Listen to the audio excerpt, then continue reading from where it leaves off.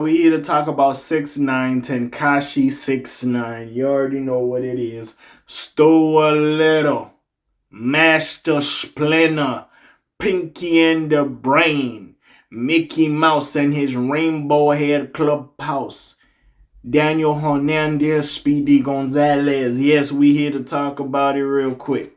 More excerpts on the interviews. I know his house just got robbed. We might talk about it, but I just feel bad for the mom, so I don't really want to bring light to it. Other channels spoke about it, so you could go over there. Who knows? But anyways, 6ix9ine exposes DMs with Lil Durk, calls him a fake Muslim, and this is DThang. Now again, this is no surprise to me. These niggas been going back and forth, as you know. 6ix9ine isn't too fond of Lil Durk and King Von and them OTF boys, so of course this doesn't surprise me, and we just gonna hear him talk about it. I believe it was one of the interviews he had. But anyways, let's just get right into it. I'm not here to waste too much of your time. So 6ix9ine does not like Lil Durk, and while speaking with Trap Lord Ross, Tekashi decided to expose some ODMs. 6ix9ine is someone who has always been irrelevant, or is it irrelevant? Sorry, some shit popped up. I was like, what the fuck? Everent. I don't know how to say that word. Not irrelevant. Sorry about that. Ever since coming onto the scene, the rapper has made his presence felt by dissing everyone who steps in his way. Oftentimes, his attacks are downright offensive. He has dissed the dead on multiple occasions and has never made an attempt to apologize. In interviews, the rapper has always sought to justify these actions, stating the trouble finds him and not the other way around. One of the many artists he has had beef with is none other than Lil Durk. A couple of years ago, the two got into it over a potential celebrity boxing match. $50 million was supposed to be on the table, but it never happened. Now Durk is in jail facing some serious murder for hire charges, while 6ix9ine is free and doing a press tour in the process. Recently, 6ix9ine sat down with Trap Lord Ross. I don't know if they did a stream or an interview, and it was here where the rapper spoke on the Durk situation. In fact, 6ix9ine immediately pulled out his phone and started exposing ODMs between him and Durk.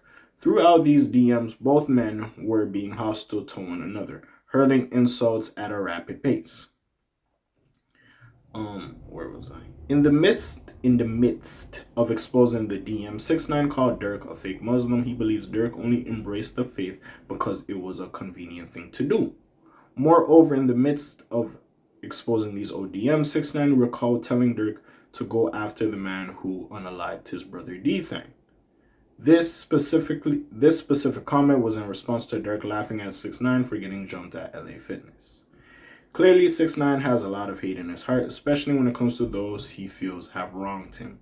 However, this is just part of the 6ix9ine mythos. He wants to be as offensive as possible, regardless of who you are.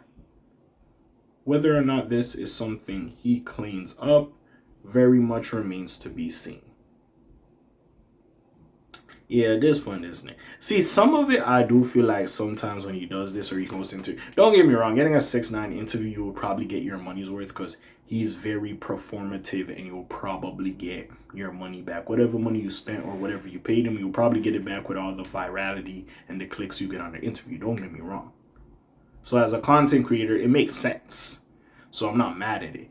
At the same time, I do gotta look at some of that shit and be like... See, people say 6ix9ine is back. I don't really think he's back music-wise. To be fair, when I see him running around and doing this streaming shit, it's like, yeah, this nigga could be a content creator. He could be a streamer. He could be a fucking YouTuber. I think he would be great at it, to be fair. I think he'll be great at it. Honestly, being a streamer or YouTuber, oh, I think this nigga could make great content. And he can still make the rap videos as well. Like, I think he'll be great. But at the same time, with that being said, I just feel like in the rap sphere, like certain motherfuckers will not fuck with him. Sadly, I do feel like when I remember I did a video, I think, about him saying that Drake and Gunna got BBLs.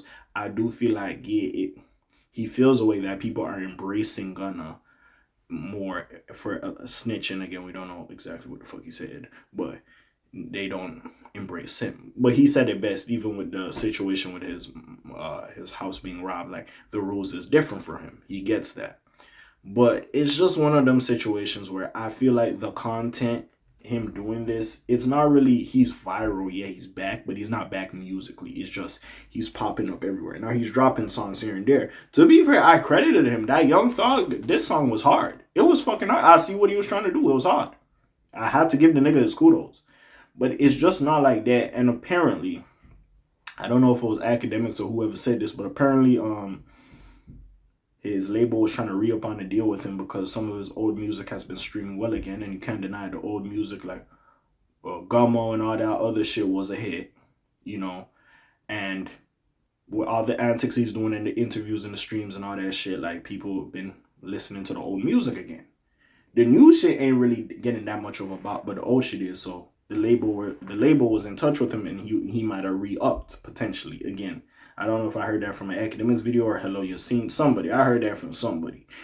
Anyways, with that being said, it's just one of those aspects where it's like, yeah, you gonna get the content and stuff. Now, besides all of that, let's get to the Lil Durk thing. Of course, there's no thing, with Lil Durk and K.A.Vuitton. They didn't fuck with him. They was happy for his downfall, the snitching aspects. And he can never get that lit again, sadly. Like I was bringing up with the last point about the labels trying to reach out with him. I don't know if he could recreate that and go be with the street dudes. Because he attempted it. It didn't work. Them niggas didn't fuck with him. Really. He tried to get the street niggas again. But it didn't work like that. So, again, it's one of those aspects is like, yeah, we know you don't like them, got hate for them. We seen when they put the fake King Von coffin at your door and you was on some bullshit and this and that. It's just one of them aspects like, again, these niggas ain't gonna like each other. I don't know if they'll ever like each other, but hey, at this point, it just is what it is. And we'll see what happens with this shit. Again, he's going viral for the videos. It is what it is. See, hey, niggas be talking about some other beefs. I thought a nigga was coming. Anyways, niggas be talking about some other beefs. But for 6ix9ine to stop beefing and just be on some regular shit, I don't know. So anyways, we'll see exactly what happens with this situation. But yeah, what do you think? Besides that, it's your friendly neighborhood cat. Sign out for today. Black TJ Deadwaller doing this thing. I'm gone. Shalom, Zoom, peace, y'all. Gang. Aye.